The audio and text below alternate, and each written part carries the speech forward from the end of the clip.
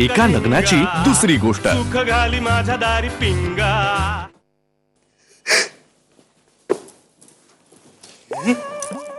हे माऊत काय तू रडतेस? काय झालं? मला ना मला तुमच्याशी खूप महत्वाचं बोलायचंय. बोल ना मग.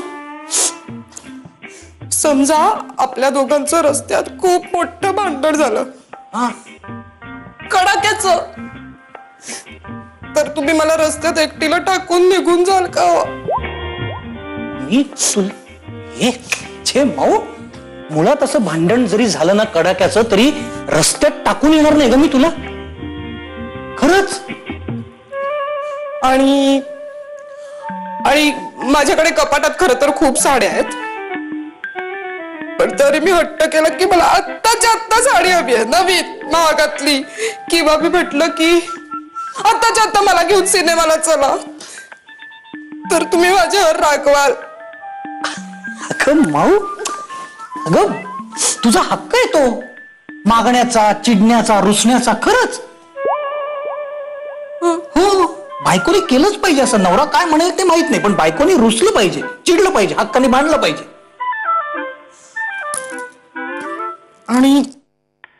आणि समजा तुम्ही बाबूच्या अड्ड्यावर गेलात, बेटिंग केलं, तर मी काहीही बोलता कामा नाहीये. शेवटी तुमचं आयुष्य आहे.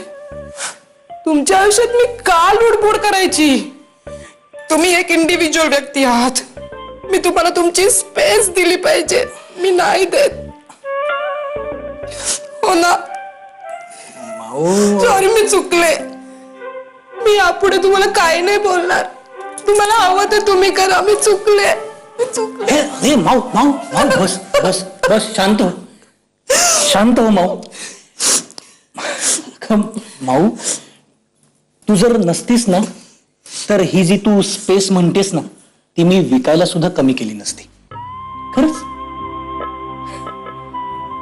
माऊ, तू आहेस, तुझा धाक आहे माझ्यावर, म्हणून हे आपलं घर वाचलंय. नाहीतर एव्हाना मी हे घर गहाण टाकलं असतं. मी खरंच बोलतोय, मी शपथ की तू आहेस म्हणून हे आपलं घर सुरक्षित आहे.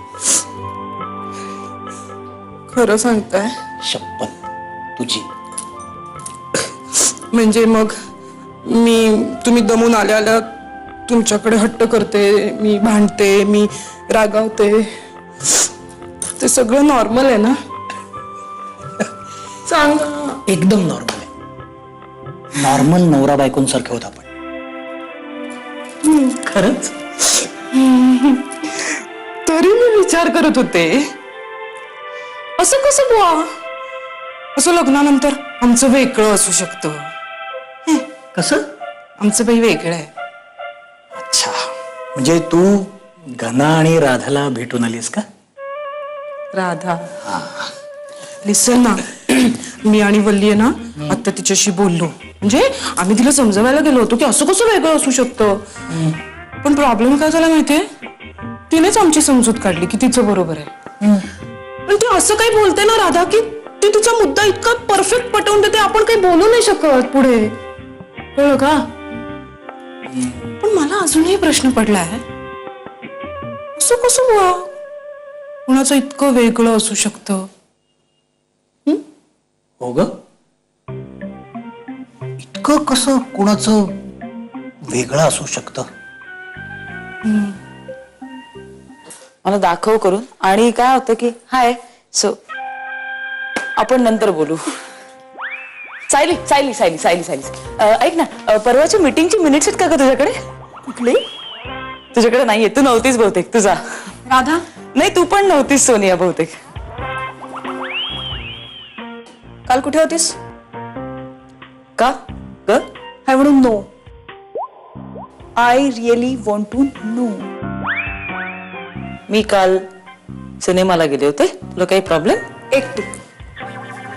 हो. चीज बॅटरी असताना हो पडलेत, ते लागले, त्यांना घायाळ झालेत ते. हे सगळं तू सांगतेस ना ते मला ऑलरेडी माहितीये. तू मलाच का सांगतेस? मला वाटलं विसरलीस. त्यांना टाकून गेलीस ना सिनेमाला. हो. काय आहे सोनिया, मला आवडतं असं अधूनमधून एकटीनेच सिनेमा बघायला जाणं. हं? एकटीने पाहिला सिनेमा? हो, सांगितलं ना मला आवडतं सिनेमा बघायला. आणि मला शांतता लागते सिनेमा बघायला. कुणाचा इंटरफिअरन्स आवडत नाही. कसं आहे, सिनेमा बघताना कोणाचा तरी हात हातात घेऊन पॉपकॉर्न खायला मला नाही आवडत, किंवा एका कोल्ड्रिंक मध्ये 2 स्ट्रॉ घालून करत प्यायला मला नाही आवडत. सिनेमा बघताना सिनेमा बघायलाच मला आवडतो, कारण इतर टाइमपास करायला अनेक जागा आहेत. थिएटर्स सिनेमासाठीच बांधलेली असतात. ओके. फ्रँकली स्पीकिंग राधा, मला नाही पटत कोणी एकटं सिनेमा पाहू शकतं. सोनिया, आपल्यात मतभेद असू शकतात. हा, मला काम आहे महत्वाचं. मी सरांना भेटायला चाललीये. मी आले. हा.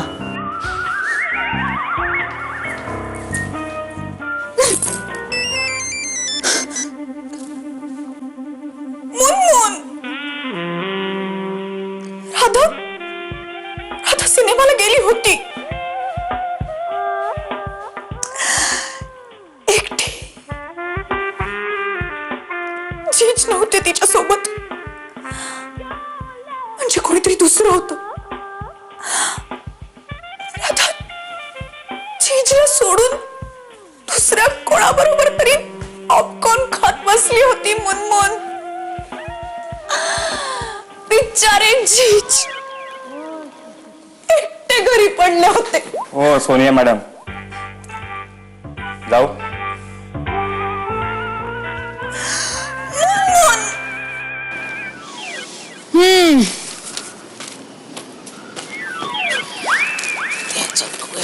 काय बोलायचंय का? हो. मग बोल ना. बस. माझ्याशी बोलताना असे सगळे घाबरतात का, मला कळत नाही. अगं तू एवढी गंभीर आहेस ना की भीतीच वाटते. आणि त्यातून मी उगाच काहीतरी खॅ खॅ खॅ करायचो. आणि तू मी काय हातात छडी घेऊन उभी असते मी? म्हणजे त्यातून तू पडलीस वर्ग शिक्षिका. सारखा वर्ग घेते असंच वाटतं. बोल बोल, सुरू कर लवकर, नाही तर माझं लेक्चर सुरू झालं तर 55 मिनिटं थांबणार नाही. नाही नाही, मी सांगतो ना. मी म्हणजे आता घनाशी तू एवढं बोलतेस तर मला सांग, घना आणि राधा यांच्या नात्यामध्ये तुला असं काही वेगळं असं काही वाटत नाही? आफ्टर ऑल हा त्यांचा प्रश्न आहे दिग्या, आणि नातेसंबंधाबद्दलची माझी मतं तुला माहितीच आहे. नाही, आता हे बघ, आता एखाद्या जेवणात एखाद्या पंक्तीत सगळे गोड पदार्थ असतील.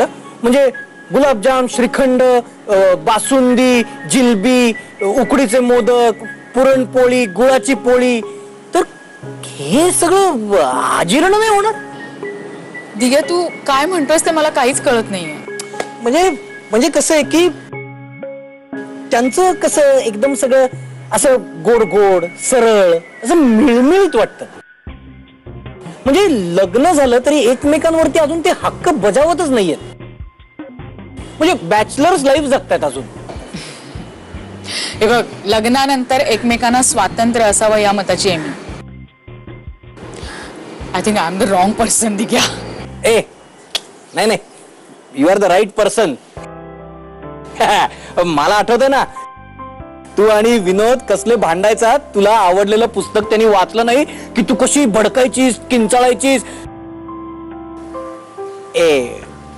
उल्का, म्हणजे आम्ही पण भांडतो ना. म्हणजे आम्ही वेगळ्या विषयावरनं भांडतो, पण भांडण होतच. It's normal. I agree. माझं तेच म्हणणं आहे की यांनी नवरा बायको सारखं वागायला पाहिजे ना. हे बघ, म्हणजे कसं आहे की क्रिकेटचे नियम जसे फुटबॉलला लागू पडत नाहीत, तसेच बॅचलरचे नियम लग्न झालेल्या माणसांना लागू पडणार नाहीत ना. वा वा वा दिग्या, काय हुशार आहेस तू. चुकलंस तुझं. तू सायकोलॉजिस्ट व्हायला पाहिजे होतास. म्हणजे लोकांची भांडणं सोडवणं, राडे मिटवणं, त्यांच्या प्रश्नांमध्ये खूप जास्त इंटरेस्ट घेणं वगैरे, हे सगळे तुझे लहानपणापासूनचे छंद आहेत नाही का? हो, म्हणजे सगळे मला म्हणतात की अरे की दिघा असला ना की असा मॉरल सपोर्ट मिळतो. पण इकडे काहीतरी मेक आहे. मग तू एक काम कर ना, तू चॅलेंज घे आणि कर काहीतरी. हा, तू आता बघच त्यांच्या अशा जेवणात ना मी असं तिखट आणि मीठ टाकतो ना, असं जेवण त्यांचं स्वादिष्ट करतो. तू बघ चमचमीतच एकदम. दिघ्यात तू नेमकं काय करणार आहेस? काय नाही, मी बघतोच.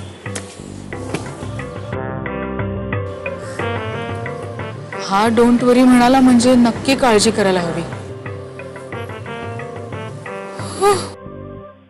अगं कुठे आहेस तू? दिसतेस तू मला. मागे मागे वळ, मागे वळ इकडे. अगं मागे वळ येडी.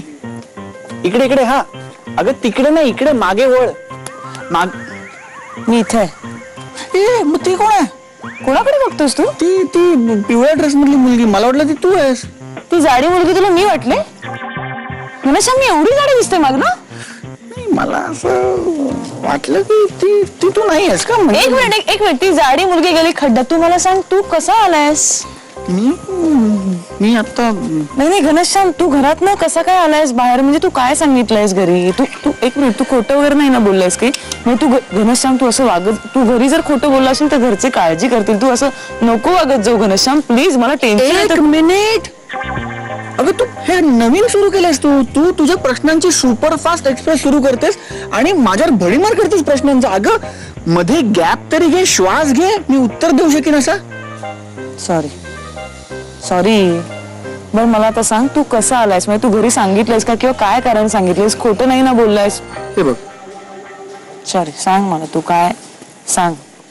मी घरनं मुद्दामच एकटा बाहेर पडलोय. म्हणजे सांगून बाहेर पडलोय काय की आता मला बरं वाटतंय. म्हणजे मी त्यांना असं पायावर असं लंगडत हळूहळू चालून वगैरे दाखवलं. त्यांना म्हटलं की एकटा जाऊन बघतो डॉक्टरकडे. कारण अगं काय झालंय राधा, माझा हैदराबादचा इंटरव्ह्यू 2 दिवसावर आलाय. त्यामुळे आता घरच्यांनाही खात्री पटणं अत्यंत गरजेचं आहे की आता मी ठणठणीत बरा व्हायला लागलोय. मी स्वतःची काळजी घेऊ शकतो, एकटा सगळीकडे येऊ जाऊ शकतो. नाहीतर खूप प्रॉब्लेम होतील राव. म्हणजे खूप खूप गडबड होईल. घरी कोणाला संशय नाही ना आलेला? नाही मला वाटत नाही. आणि खरं तर मला काही फरकही पडत नाही. कारण मला आता घरच्यांचं फार टेन्शन नाही. मला जर टेन्शन असेल ना कुठल्या गोष्टीचं तर ते त्या हैदराबादच्या इंटरव्ह्यूज आहे. इंटरव्ह्यूचं काय टेन्शन घेतोस घनश्याम? होईल सगळं नीट.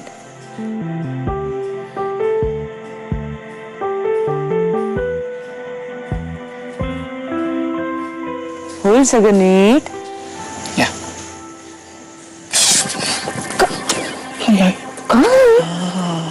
कसं आहे बाय? बरं आहे आता काका, बरं आहे. शिर्के काका बाबांचे मित्र जाम चौकशा करतात.